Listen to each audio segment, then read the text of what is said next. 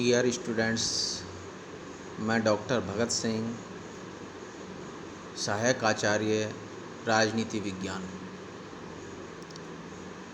आप सभी का हार्दिक स्वागत। आज हम बीए तृतीय वर्ष प्रश्न पत्र द्वितीय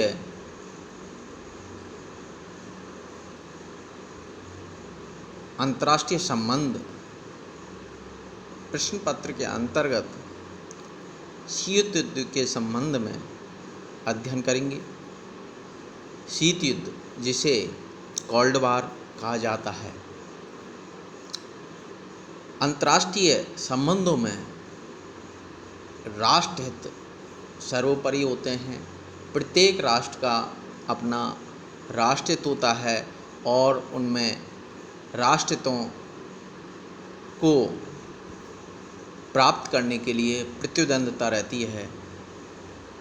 सभी राष्ट्रों के अपने अपने राष्ट्रहित होते हैं और अंतर्राष्ट्रीय संबंधों में राष्ट्रहितों के इर्द गिर्द ही अंतर्राष्ट्रीय राजनीति घूमती है।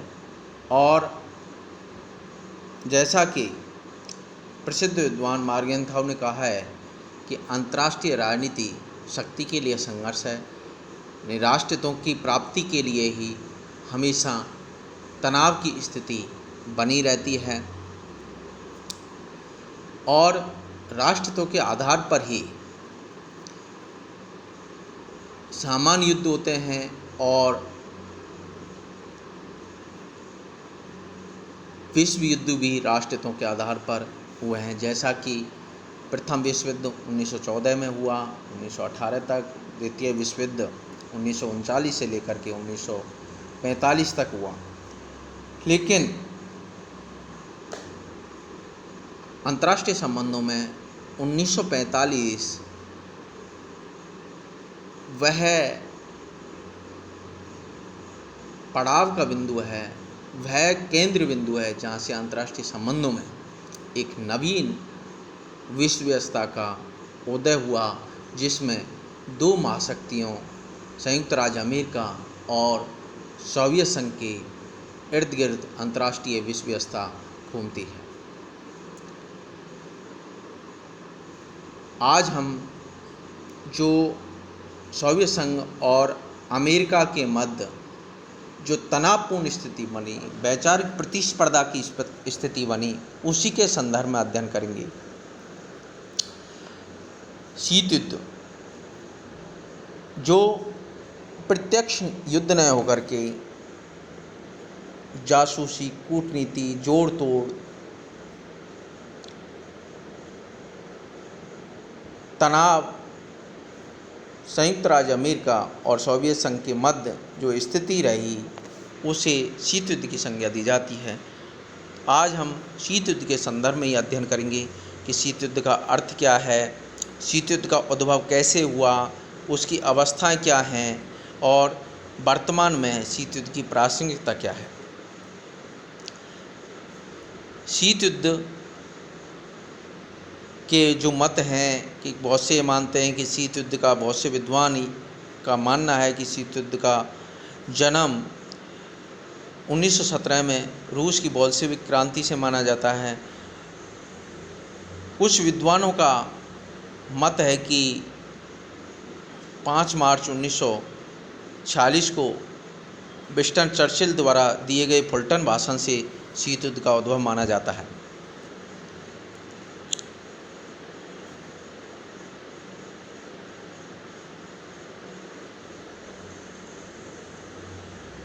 शीत युद्ध की जो अवस्था है, शीत युद्ध 1940 से लेकर 55 तक, फिर 56 से लेकर 62, 62 से 71, 71 से 83, 84 से 91 तक, और जो 91 के पश्चात जो शीत युद्ध का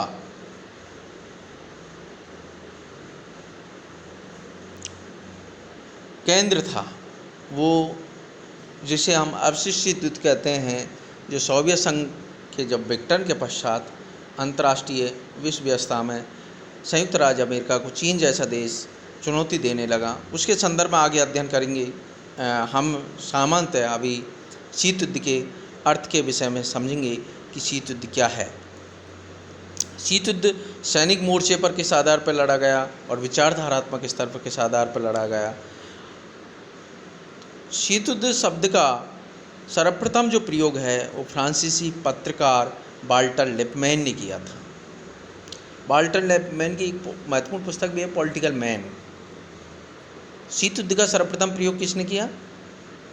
वाल्टर लिपमैन के द्वारा। तत्पश्चात रॉबर्ट बापिस्टा ने इस शब्द को आधुनिक रूप दिया था। शीत युद्ध का अर्थ क्या है?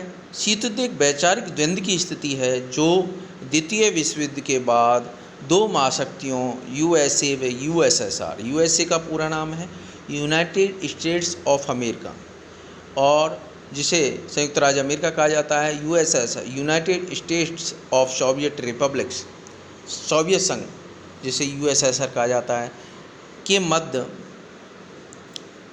दो विचारधाराओं के मध्य, जिसमें सोवियत संघ साम्यवाद का समर्थक था तो यूएसए संयुक्त राज्य अमेरिका पूंजीवादी उदारवादी विचारधारा का समर्थक था। दो सैनिक संगठनों, जहां नाटो की स्थापना संयुक्त राज्य अमेरिका के द्वारा की गई तो वारसा की स्थापना यूएसएसआर द्वारा की गई थी। दो सैनिक संगठनों के मध्य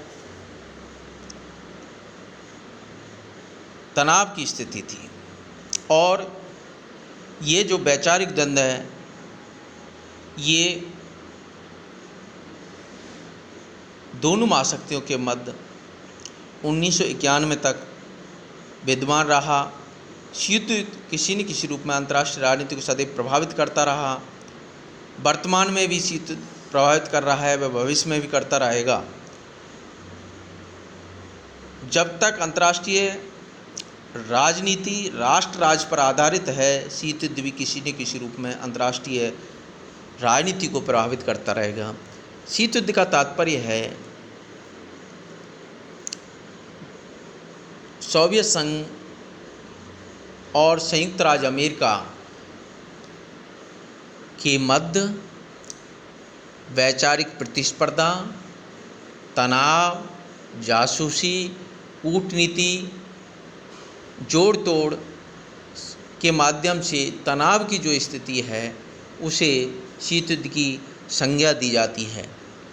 शीत युद्ध के विषय में भारतीय प्रधानमंत्री जवाहरलाल नेहरू ने कहा था कि ये एक निलंबित मृत्युदंड है, इसमें तनाव है और ये प्रत्यक्ष युद्ध नहीं था, अप्रत्यक्ष युद्ध था, जिसमें प्रत्यक्ष दोनों महाशक्तियों के मध्य प्रत्यक्ष आधार पर कहीं भी टकराव नहीं हुआ, लेकिन दुनिया की किसी भी घटना में, दुनिया की दो देशों के मध्य की लड़ाई में दोनों महाशक्तियाँ अलग अलग खेमों में विभक्त हो गईं और इससे शीत युद्ध के कारण ही विश्व व्यवस्था है दो ब्लॉकों में विभक्त हो गई, जिसे टू पोलर वर्ल्ड सिस्टम कहते हैं, द्विध्रुवीय विश्व व्यवस्था में परिवर्तित हो गई और अंतर्राष्ट्रीय राजनीति में प्रत्येक घटना दोनों महाशक्तियों के इर्द गिर्द घूमती रही। लेकिन ये दोनों महाशक्तियों में सीधा टकराव नहीं था, अतः शीत युद्ध को हम प्रत्यक्ष युद्ध न कहकर अप्रत्यक्ष युद्ध की संज्ञा देते हैं। इसलिए ही इसे सीधा टकराव नहीं का मान करके इसे हॉट वार के स्थान पर कोल्ड वार या शीत युद्ध की संज्ञा दी जाती है।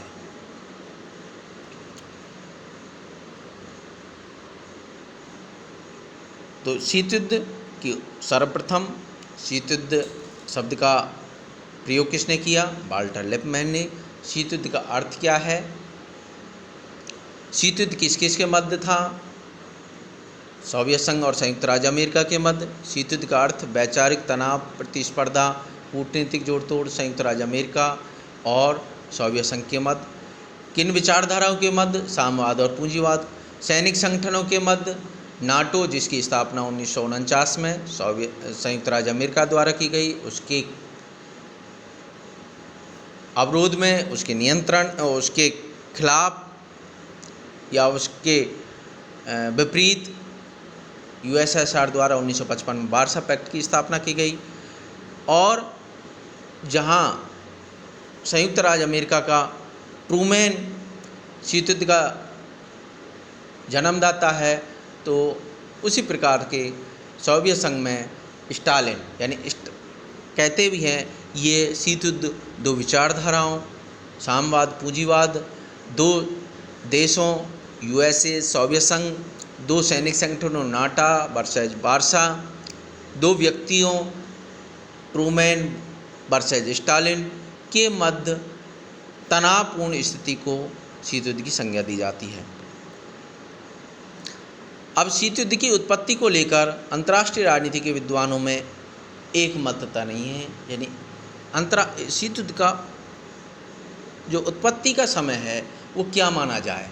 शीत युद्ध का जन्म कब से माना जाता है? क्या शीत युद्ध 1945 से शीत युद्ध को माना जाए, या शीत युद्ध के जो लक्षण हैं वो कहाँ से दिखाई देते हैं अंतर्राष्ट्रीय संबंधों में?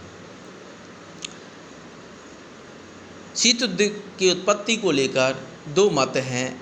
एक मत कहता है, जिसे प्रथम मत कहते हैं, शीत युद्ध की उत्पत्ति 1917 की बोल्शेविक क्रांति के साथ ही हो गई थी।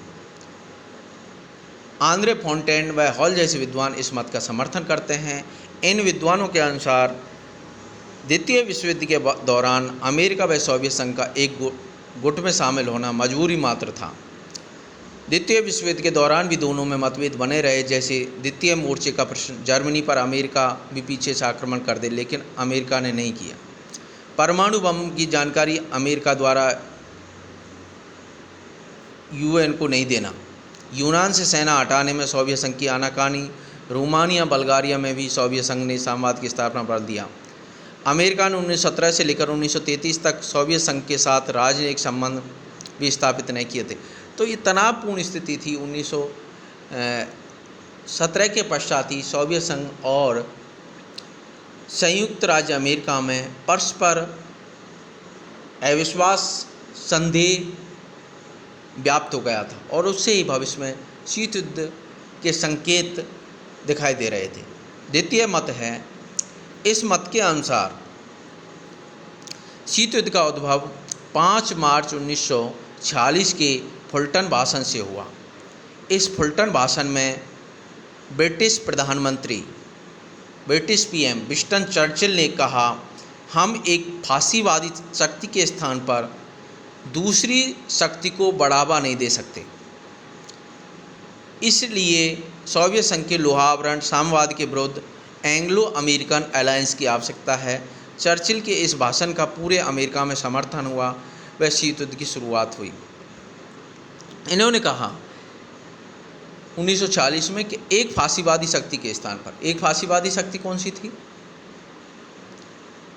जो इटली, जर्मनी में जो नाजीवाद था, फासीवाद था, उसके स्थान पर यदि दूसरी, जैसा कि अमेरिका नीति निर्माता सोवियत संघ को मानते थे कि ये दूसरी फासीवादी शक्ति है साम्यवाद, वो भी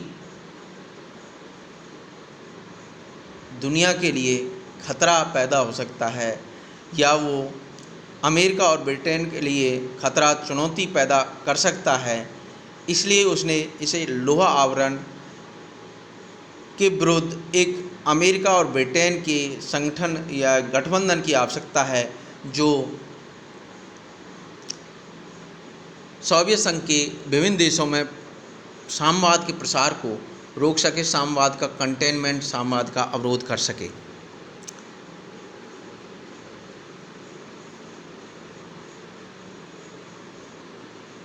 इस तरीके से